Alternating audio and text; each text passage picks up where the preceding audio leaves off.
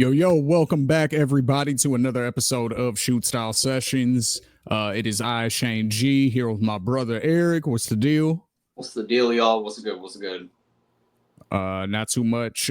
Steve's work schedule is changing, so that's why he's not here today, but he will be back on the next episode once we figure out a better recording day for him. But we definitely wanted to get this episode out because last week, as if you guys watched that episode, I was in LA for AEW Revolution. It was yes, sir.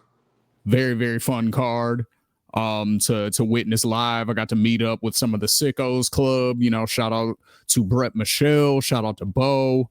My man Doc was in the building. I know I didn't get to meet Doc, but he was in the building, so you know I felt your spirit, bro. And we had a few others in the building. Let that me was see. Your first, that was your first pay-per-view AEW card, right? That you've been to live. Yes, yeah, it was. Because we went to an AEW show maybe 2 years before that. Yeah, it was 2 years ago. Mm-hmm. Yeah. It was 2023. Yep. It was an episode of Dynamite. Yep. And then shout out my boy Toby. He was there with his family as well. So shout out to all the sickos who were there in the building. Yeah, like I said, very fun episode, very fun show to witness live. You know, the energy, it was like a big party in there the whole time. You know, the audience was live. You know, it was all the cheers and the chants were going. You know, everything you hear on TV, everybody was doing it there.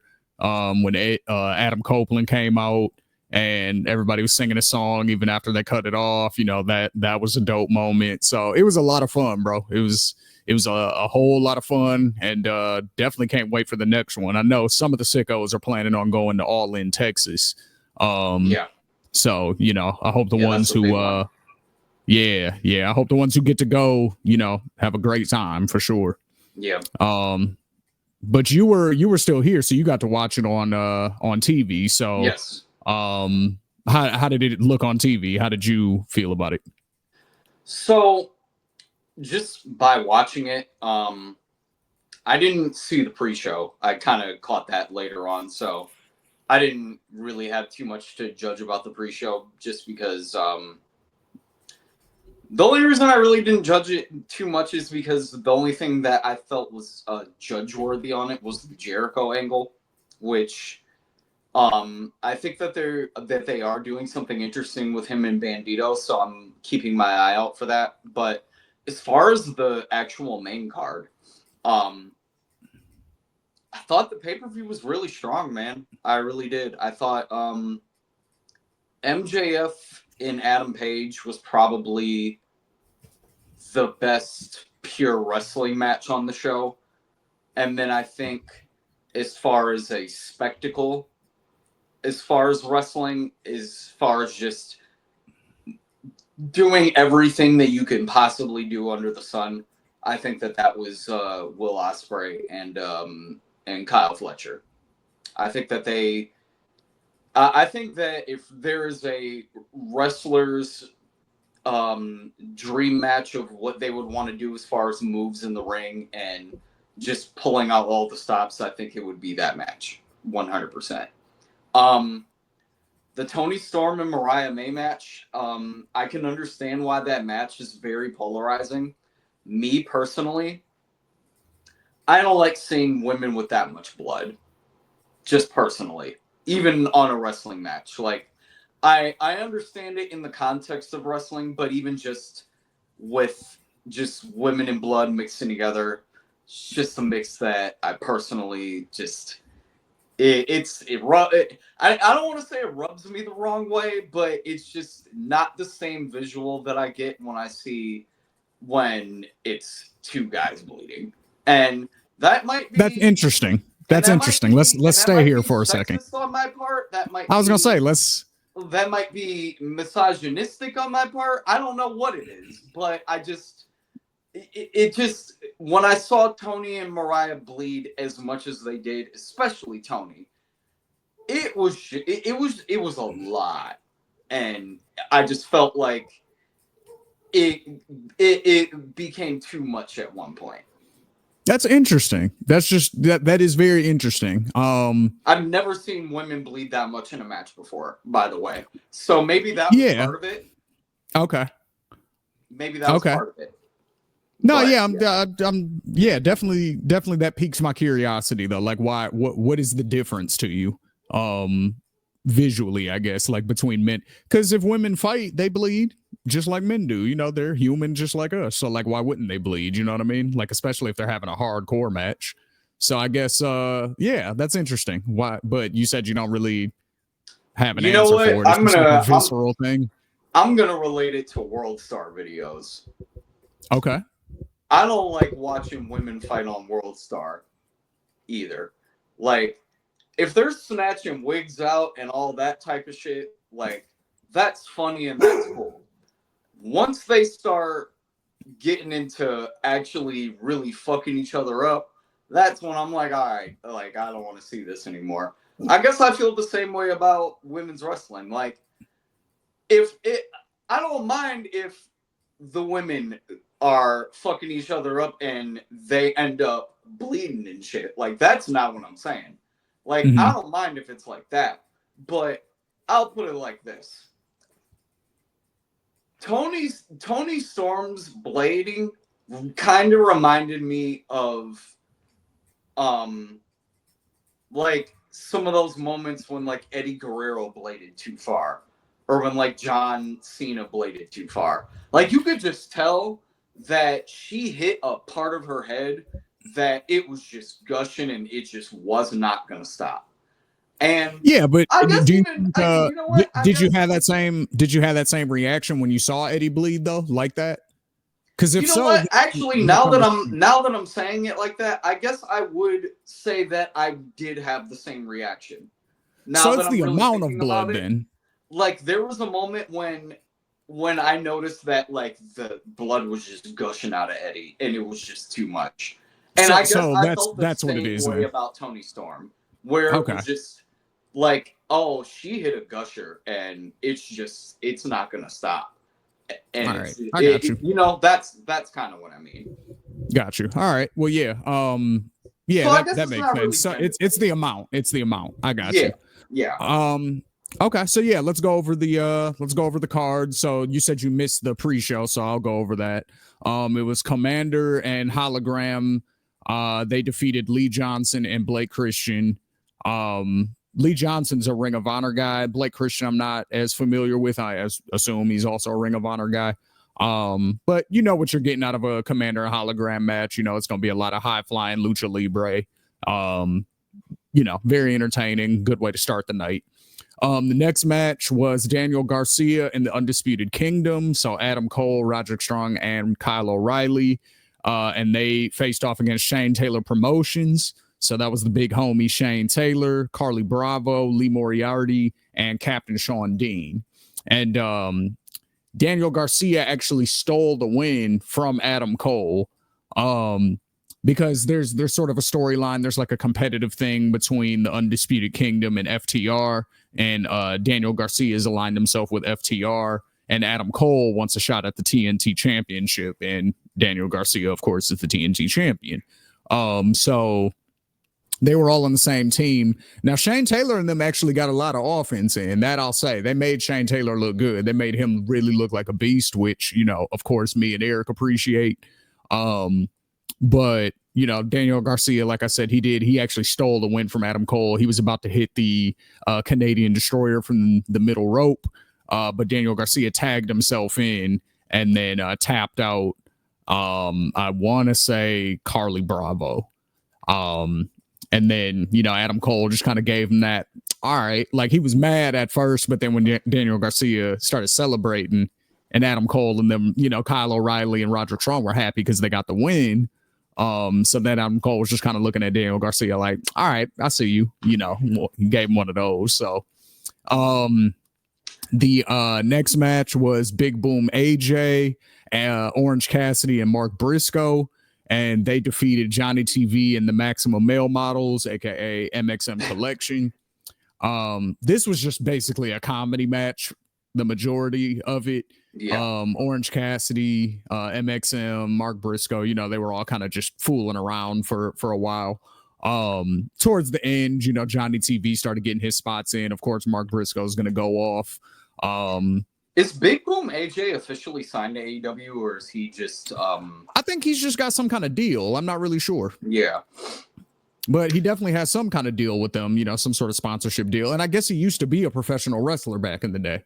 I do appreciate his role in what he's doing. I really do. Yeah, I don't mind it. I don't mind it. Yeah. So yeah, they won against MXM and Johnny. But then we get into the proper pay-per-view. So we start off with Hangman versus MJF. Hangman got the victory. Yep. I think this is going to be one of those generational beefs. Like this is going to be like they're almost like a new age Rock in Austin. Hangman is kind of playing the Austin role. MJF's kind of playing that corporate, cocky nation version of Rock in a way. So yeah, I think like I said earlier, best pure wrestling match that was on the card. And I think MJF personally knows how to pick his spots, because everybody else, not to say that everybody else, and this is not to shit on any other matches, because I know how people will take this, but this is just from what I noticed from what MJF does. MJF knows that in most of his matches, he's probably going to have the most pure wrestling match without a lot of crazy theatrics, unless there's a stipulation attached to it. So normally he goes first because he wants to get his pure wrestling match out of the way so he can give everybody else the room to do everything else that they're going to do. Whether it's Will Ospreay in the cage match, whether it's Tony Storm in the no DQ match. You know what I mean? Like the things that have room to have stipulations to them. And if it's MJF and it's just a pure straight on one-on-one match, he's normally going to go first. And you're probably going to get the best pure wrestling match out of the night by him by far, out of anybody else. Yeah, I mean, I think that's a good observation. And because what MJF does is he focuses on, and this is why a lot of old school guys like him, a lot of like the Cornettes and the Kevin Nashes and people like that, a lot of them like him because he focuses so much on ring psychology versus the moves. You know what I'm saying? Like he doesn't rely on the moves themselves. He relies on his character work. He relies on telling a story. And then he brings out those big moves at very specific moments, which is how the old school guys like it. You know what I mean? They don't like a million moves in a match. They like, when you do a flip off the top rope, like, oh shit, he just flipped off the top rope. So that means something now versus that's something everybody does. You know what I mean? Yeah. Now, I think part of that is just the longer you do anything, the more shit becomes normal. You know what I'm saying? So like the first time in the NBA, they saw a slam dunk. That shit was incredible. And it was probably just a regular ass, you know what I'm saying, put it in the rim dunk. You know what I mean? But it was probably incredible the first time that people saw it, because it's like, oh shit, like that's a new thing. Like, what is that? Now dunking is part of the game. It's just what people do. Like, it's just an expectation. If you're in the NBA, you should be able to dunk. You know what I'm saying? Now it's like, if you can do the spectacular shit, it's like, okay, that's what makes you get what I'm saying? So it's like wrestling is the same thing. Hurricane Ranas were amazing, incredible feats of athleticism at one point. They still are, but because everybody else is kind of caught up, it's like, okay, now you got to elevate. Now you got to do some new shit to be impressive. Whereas MJF takes the opposite approach. He's like, I'm going to go back to basics and make you. He's almost like a Tim Duncan in that sense, where Tim Duncan wasn't flashy at all, but he was a superstar still because he had the basics mastered so well that it was still entertaining to watch him. Yeah. That's MJF. Yep. You know what I'm saying? As far as his character work, as far as, the story he tells in the ring, as far as, getting the crowd riled up, things of that nature. He's not necessarily relying on, a crazy arsenal of moves, even though he can pull it out when necessary. Yeah. So shout out to MJF. Like, he's definitely he's one of a kind in the new school. Yeah, 100%. Yeah. So next match was Mercedes Moné versus Momo Watanabe. Mercedes picked up the victory via the she used to call it the bank statement, or I'm sorry. Yeah. It's like the Monet maker now or something like that. Yeah, but it's the crossface, you know what I'm saying? Yeah. But yeah, she won with that crossface, tapped her out. Another very, very good match. Mercedes is on a crazy run. I feel like once she kind of figured out her character in AEW, which, at the very beginning, she didn't necessarily have it figured out because she was being the current heel, but she was getting babyface reactions, so it didn't really match. But now that the crowd is kind of caught up and their heels, or they're treating her like a heel, she's allowed to fully flourish.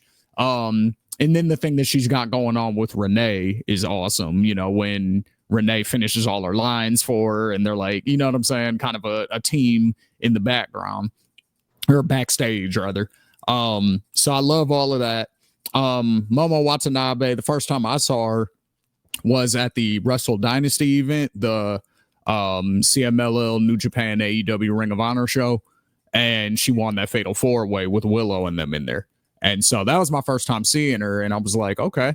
And then she's appeared on AEW a couple of times, so I knew the match was going to be fire, and it was. It was, that high standard that Mercedes has set pretty much. I don't necessarily have any, specific takeaways about it. I just remember, in the moment, really enjoying the match, and Mercedes is very impressive. I don't have any takeaways about the match besides Mercedes is killing it. Just in general,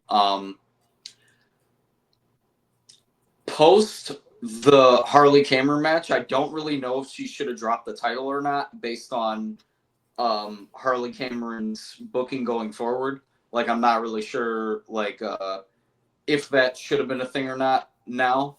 But what I will say is that I'm looking forward to, because this is, I guess the only complaint I had about that title match was that there was no doubt in my mind that Mercedes was going to retain. So I think my next thing that I'm looking forward for Mercedes is seeing what her next program is going to be. And now that Toni Storm is done with Mariah May, and we're going to get to that match and everything, but I think that the women's division is wide open in AEW, and I'm just kind of very curious to see where they go with her now, because there's a lot of different directions that they can push Mercedes into at this point. And I think there is one feud that everyone's really waiting on, and I think it's the feud with Athena, but I think that they're holding off on that because I don't know if booking wise, I don't know if they know where they want to go with that yet because of how dominant Athena has been. So, I don't know if they know where they want to go with that yet, but I think that's the one that everyone's waiting on. So, we'll see. Well, that's the direction it looks like it's going in if you look at everything, because now all of a sudden Billy Starks has been popping up on AEW and challenging Mercedes and showing up in her backstage segments, and obviously that's Athena's minion. So, one would think that Athena is going to pop up at some point and, either defend her or get super irritated with her for, stepping out of her lane because, she's evil to her all the time. So, right. You know what I mean? So we don't know how that plays out, but that is obviously how you introduce Athena into the picture. Yeah. So, yeah, definitely curious to see where it goes. Next match was Swerve Strickland with Prince Nana versus Ricochet.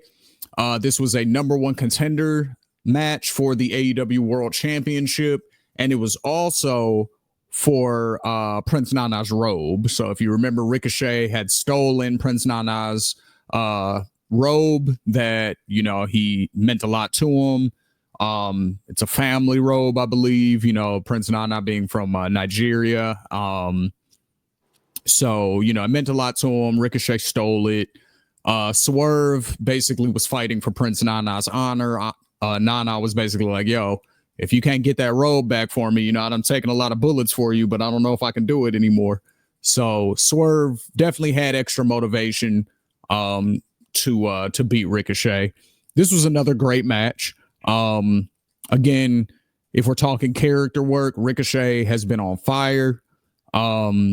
He gets genuine heat, you know, in the building when I was there. Like, people really like to boo him, and it's not go away heat, it's heel heat, you know what I mean? But it's genuine heel heat. Like, and then people love Swerve and people love Nana. So it was an excellent match. There was 3 different times during the match where Swerve was going to attack Ricochet, and Ricochet got out of the way, and Nana ended up you know, taking the blow.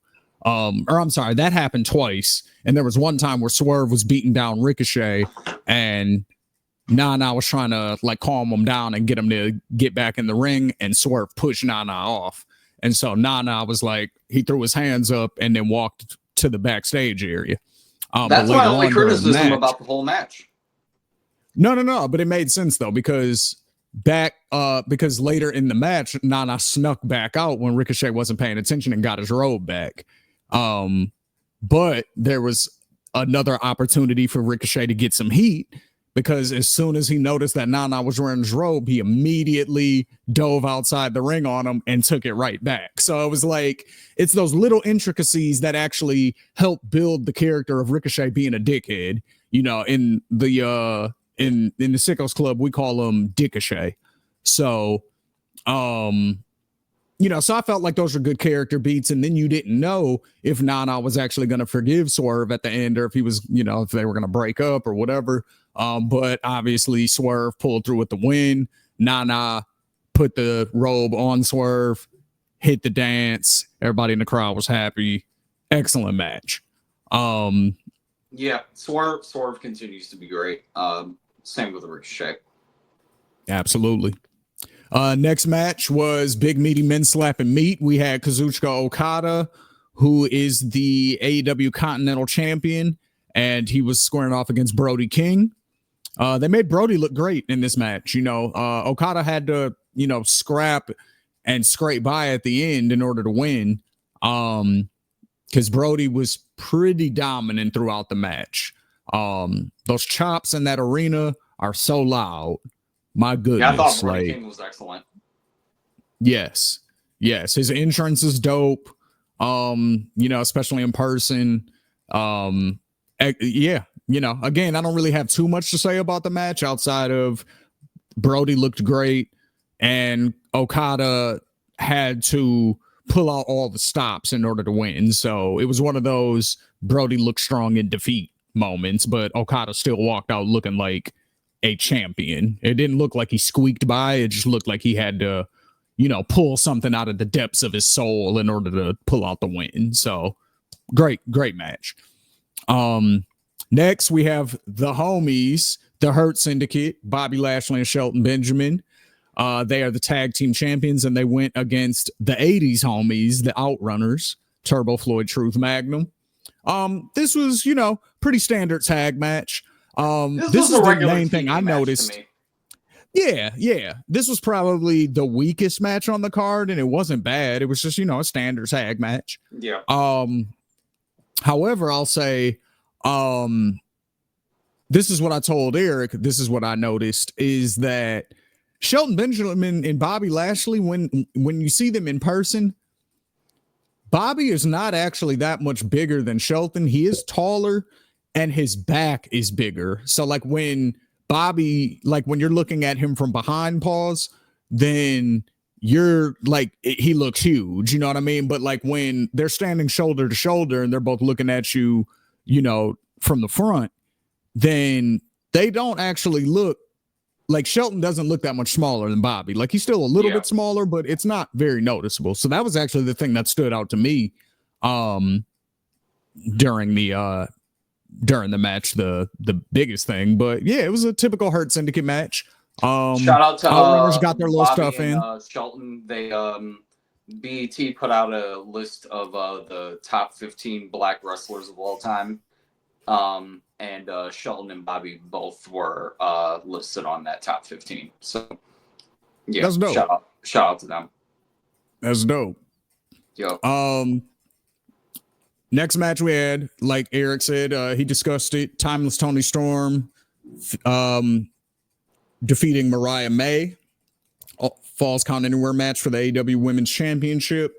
Now, I loved it because of the entire story going into it. You know, there has been a lot of blood throughout the whole program, really. Like when Mariah first turned on Tony, you know, she made her bleed then.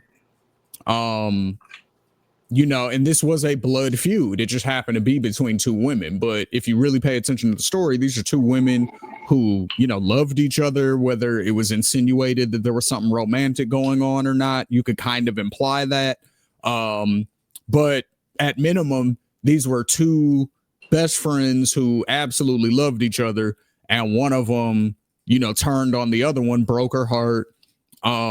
You know, all for the gold, basically, all for her own personal gain. And it was like a, you know, a mentor-mentee situation. Like, I brought you under my wing and I was willing to give you the title shot just off the strength of me being proud of your accomplishments and all of that. But you had to take this route. And, you know, so I felt like the blood and everything that they've been through up until this point was appropriate. You know, pretty much for the opposite reason that you said, Eric. Well, for the same reason, or the opposite reason, depending on how you look at it. But pretty much when we look at blood feuds, you know, or like really heated feuds between anybody else, you know, any two dudes, like, I'll put it like this. People were complaining at the barbed wire spot from Elimination Chamber when KO and Sammy didn't have blood. No blood. Yeah. People complain, how can you have a barbed wire spot with no blood? But now that we have a feud where there's mad weapons being used in this match, you know what I'm saying? They're fighting all over the arena. Too much. Yeah. Slamming each other on the stage. Exactly, because it's two attractive women too. Let's keep that in mind. Yeah. If these two, you know, not conventionally attractive women, I don't think anybody says anything. And again, I will admit, just to the audience, I will admit that might be just a me thing, and if y'all want to judge me for it, I'm totally fine with that. That just might be a thing that I might have to, you know, get a little older and more comfortable with. And I do not mind being judged for it at whatsoever. But you know what I mean? To be fair to you though, you did. I mean, you do bring up a good point when you say it is not something that we see very often. You know what I mean? In WWE, whenever you see blood, it's an accident. You know what I'm saying? That means they got cut hard way every time. They don't blade in WWE. You know what I'm saying? Women don't. Here's my thing. Even in AEW, like when they do blade, like, yeah, it do be a lot of blood, and sometimes it be some gushers. Like I said, the amount that Tony Storm was bleeding was just a lot. And it was, I'll give you that. I'll even bring up another match that I was uncomfortable with at certain points. As much as I loved it, and again, kind of the same thing with Tony Storm and Mariah May. It's not that I didn't love the match. It was just certain points where I was just like, ooh, this is a lot. I get it. Swerve Strickland and Hangman Adam Page, their cage match. Yeah, the first cage match. That match at certain points was very uncomfortable to watch. Got you. So, and again, that was a major blood feud, and there were moments where I couldn't keep my eyes off of it, but at a certain point, it was just like, wow, this is a lot. So, no, yeah. I feel you. It can be a lot. Sometimes it's not gender specific. I get it. Yeah. Kenny Omega versus Konosuke Takeshita is the next match, singles match for the AEW International Championship. Now, this was my match of the night, personally. Barn burner. As far as straight up singles match, no stipulation, this is my match of the night. Amazing. Kenny and Takeshita, you know, they basically just had a New Japan match at AEW Revolution. You know, the match time, I'm looking at it, 28 minutes, 30 seconds. You know, so they definitely went out there and had a Dave Meltzer 5-star classic match. I don't know if he actually rated it that, but you know, that would be. He did. Well, there you go. See, you know what I'm saying? So, and I agree. You know, this match was incredible. It was everything that you would expect out of Kenny Omega and Konosuke Takeshita, bringing out their entire arsenal, throwing everything they got at each other. You know what I mean? There was knee strikes, forearm strikes, Germans, the you know, wheelbarrow suplex, like everything, man. Like it was incredible, you know, and they were really selling the fact that Kenny's stomach is bothering him because of the diverticulitis. So there was one spot, that table spot where crazy. That's exactly what I was going to talk about. Turned over the table and Takeshita basically picked him up and gave him like a reverse front suplex on the. Yeah. That was crazy. Yeah, that was a crazy spot.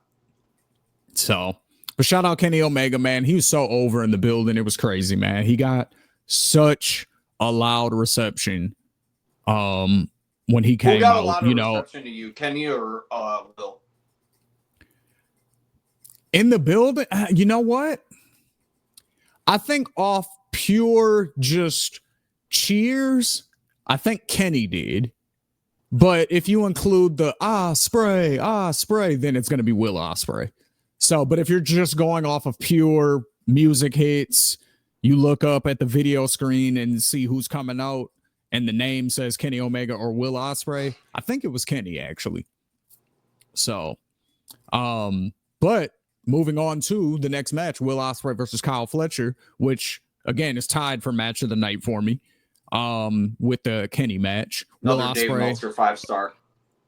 Yeah, and it deserved it. You know, they did everything that you would expect. Again, you know, all the crazy, you know, cage spots, the Spanish fly off the top of the cage, which was amazing to see in person. That was so crazy. Oh yeah. Yeah, man. The way they started the match, where they're both, you know, on top of the cage in opposite corners, just looking at each other, and then they both climb down. Like, you know, Kyle Fletcher. I mean, he's really they've done a great job making him a big deal. You know what I'm saying? Like making him a big deal. They did a great job because he. Yep. Excuse me, like he's looked at it as being on the same level as Will Ospreay now. You know, whereas when he first came in, top heels in the company right now. Yeah, but when he came in, he was clearly looked at as Will Ospreay's little homie. Now he's been built up to be Will Ospreay's equal.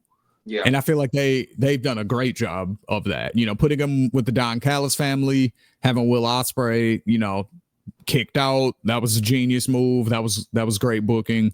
And it's been working out ever since. And now, you know, Will Ospreay is going to be in the Owen Hart tournament. He just entered that. So, you know, I think he'll probably win. Kyle is young too. He has all the promise in the world. He could fuck around and stick around in AEW and fuck around and win the AEW World Championship. I could easily see him, because of how young he is, going to another company and killing it over there. I think he has all the promise in the world. 100%. Yeah, totally agree. Yeah. And then the main event, most controversial match of the night. Yes. Jon Moxley versus Adam Copeland and Christian Cage. All right, so let's talk about it. Since you were in the building, you were in the building. So obviously this was a controversial match kind of going in, because a lot of people have been sour on the Death Rider story, and a lot of people kind of thought that a title change was going to happen. So, two questions. Number one, as the match was going on, how did the energy shift when Christian Cage was introduced? Number one. And then number 2, was the energy sucked out of the building as much as it was that I saw on TV when Moxley retained? So okay, that's a good question. So the first part of your question, how did everybody react when Christian came out? Everybody popped. Everybody, at least on my side, everybody near me, we all, oh shit, like everybody popped and was like, he's about to do it. You know what I'm saying? Because everybody kind of thought this was going to be the direction that he was going to cash in on Adam Copeland. Everybody just kind of thought going in that Adam Copeland was going to beat Moxley and then Christian was going to cash in. We didn't expect him to make it a triple threat match, which remind me to come back to, because I do believe that they're using that as a story beat. But with that said, everybody got excited when he first got introduced. But then when Mox choked him out, it kind of just made everybody go, huh, that's not what I expected. You know, that was kind of everybody's reaction, except for like the super Moxley fans. You know, shout out once again, Brett Michelle. She was hype. But you know what I mean? Everybody else, for the most part, was like, what the fuck? Like, that was kind of our reaction. But so the ending part kind of saved it, because Swerve ended up popping out at the very end. And that was actually in Brett Michelle and Bo's section. So they were right by Swerve when he jumped down on Moxley at the end of the show. So that was a dope moment for the homies. But that kind of brought a little bit of life back to the end of the show right at the end, and then everybody, you know, left, you know, somewhat happy. But upon further thought process, you know, and talking to other people who watch the show and things like that, right? This seems to be kind of intentional with the way Moxley and Adam Copeland's match was, because I guess a lot of the reviews for people who watched it on TV said that, like, even in the ring, it wasn't that good of a match. Now, in the building, it's a different feeling because you're around everybody and everybody's hype. So, you know, it feels like it's a good match while it's happening because everybody around you is excited. So I'm not necessarily able to judge whether or not it was a good match in the ring. It was just, you know, the atmosphere was fun. So, but for everybody to say that, yeah, go ahead. I will say that the placement of the match was wrong. Okay. That's, I think, my biggest criticism of it. I think if they would have placed that match either right in the middle of the card or right towards the very top, I think that match gets a different reaction. Because to me, I think that the pay-per-view should have either ended with the Toni Storm and Mariah May match or the Will Ospreay and Kyle Fletcher match. Yeah. I think one of those, based off of how those matches were received in the building and just how much they popped off, I think if you would have ended the night on one of those and Moxley angle and everything like that happens before then, I think people don't look at it as critically as they do because that was the main event. Yeah, I think the Toni Storm Mariah May match should have definitely main evented, because even, first of all, it was in LA, right? Which is where Hollywood is. Secondly, it was like all themed around like Hollywood and that type of stuff. Third, at the end of the match, they displayed a graphic at the end of it that said "the end" on the thing. That would have been a perfect way to end the pay-per-view. That would have been so dope. Because you know what I'm saying? Like, yeah. But yeah, so there was, that's, in my opinion, should have definitely been, you know, the main event. But yeah, because was their match bad? No. I don't think their match in general is bad, but I think the placement of it really hurt it. Yeah, that makes sense. Yeah, that makes sense. Well, yeah, man. So that was Revolution. Like I said, I had a ball. It was a great time in LA. Got to hang out with my cousin as well. Got to hang out with my auntie. Shout out my Aunt Lynn. Shout out my cousin Lauren. Shout out the president of Ethos. Got to hang out with the big homie. Well, not my big homie. We're the same age, but you know what I mean. Like, Yeah. Position wise, you know what I'm saying. Yeah. He's the big homie. So got to hang out with him. Got to meet one of my co-hosts for the first time in person. That was fire. Shout out to Ellie. Yeah. So LA treated me well, but I am back, and we have some music to discuss now. Actually, I think we'll wait for Steve to come back to discuss any WWE stuff. Because I actually have a conversation that I want to have with him, and you're gonna have to moderate because it's gonna be a debate between me and him. And you're gonna have to be the moderator.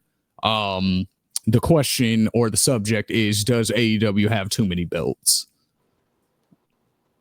Oh. Okay. Yeah, we're gonna talk about that. But we'll wait for him for the WWE coverage as well. So aside from that, though, since we are sticking with AEW, for the Ring and the Raps this week, I really just wanted to focus on Westside Gunn. He's obviously very instrumental in AEW as far as creating the theme music for the Hurt Syndicate.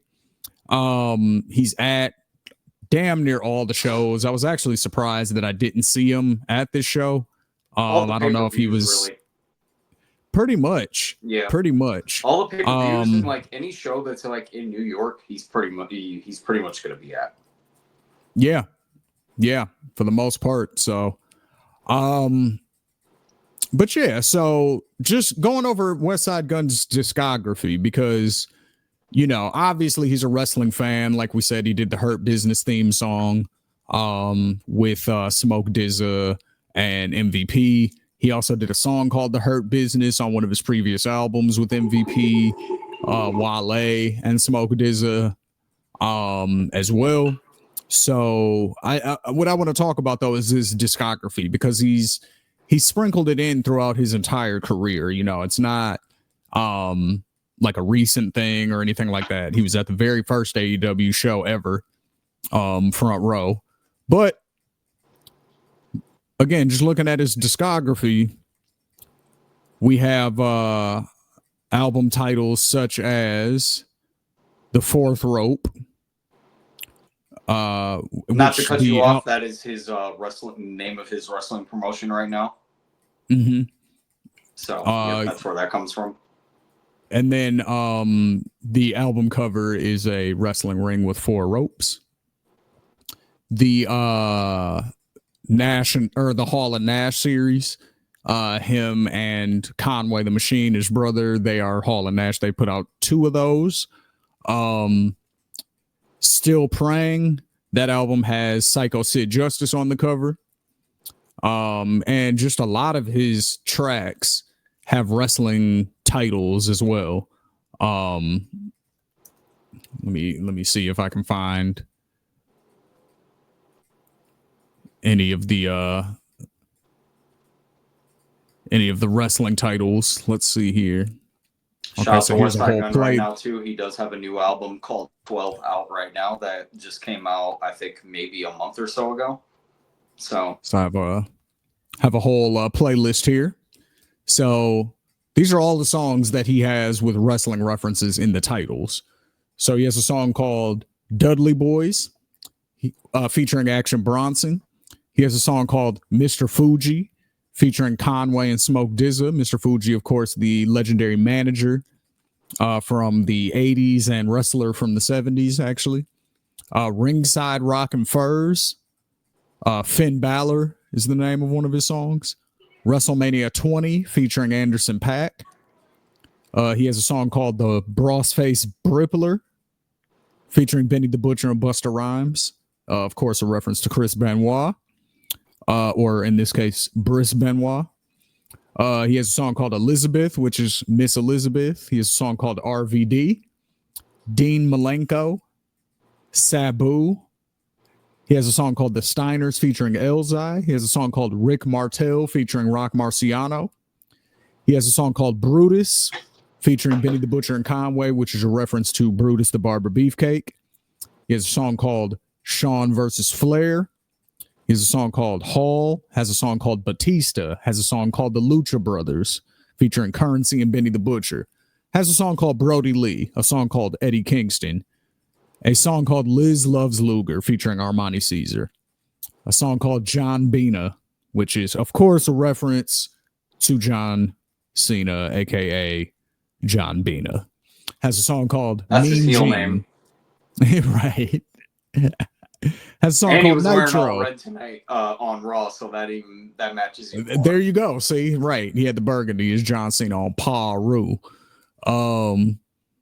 He has a song called Nitro. Has a song called The Butcher and the Blade, of course, featuring Benny the Butcher and Conway the Machine. Has a song called R.I.P.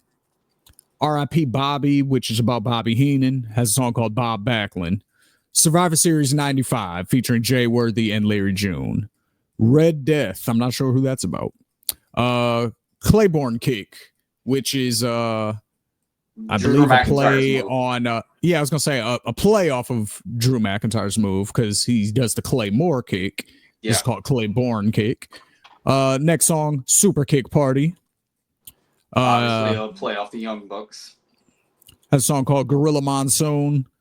Rey Mysterio, Hall and Nash 2, Justin Roberts, which is the announcer of AEW, the Dapper Yapper, as they call him, Max Caster, Dr. Britt Baker, and lastly, the most recent song, The Hurt Syndicate. So there's over 40 songs that Mr. Gunn has right there that all have wrestling references in the titles. So this is a fan. This is an actual dedicated fan. He's did the Swerve's House remix as well, and along with Bun B, rapped Swerve out to the ring, and Flash Garments as well. Got to shout out Flash Garments. Yep. But yeah, man, shout out Westside Gunn. Again, one of those guys who's bringing the two worlds together that we like to focus on this show, between, urban culture, hip hop, and the world of pro wrestling. Shout out to Zillafatu. I believe he is still currently the 4th world champion. And shout out to the Hardy Boys. I believe they are still the 4th world tag team champions. Okay. Yep. Okay. That's what's see, there you go. And shout out to the Hardy Boys too. We got to have an episode dedicated to them and their extensive urban music knowledge. Like the the Hardys is, yep. Like I know we chilling on inviting people to the barbecue, you know what I'm saying? But again, we might be able to bring them a plate, you know what I'm saying? Like they might not be able to come, but we could take them a plate to the house. Like they cool. So and shout out to Matt and Jeff. When it comes to wrestlers talking about just longevity of wrestlers, we gotta talk about them because they are still doing it, and they might find themselves back in. Well, I mean, they kind of already found themselves back in WWE. Kinda. But yep. I mean, as far as that big stage again, they might find themselves back there. So we'll see what happens with that. But yeah, shout out to the Hardys. That's right. Well, all right, y'all. This has been Shoot Style Sessions with your boy Shane G, with my brother Eric G. Please like, share, and subscribe for all the latest content. Make sure that you follow us at Ethos Media Network on both Threads and on Instagram. Follow my brother at the Eric G Life on everything. Follow me at Sloven, follow SS Sloven. That's right. Follow me at Shane_Ethos on everything that you can find me on. And until next time, we will catch you later. This has been Shoot Style Sessions. Peace.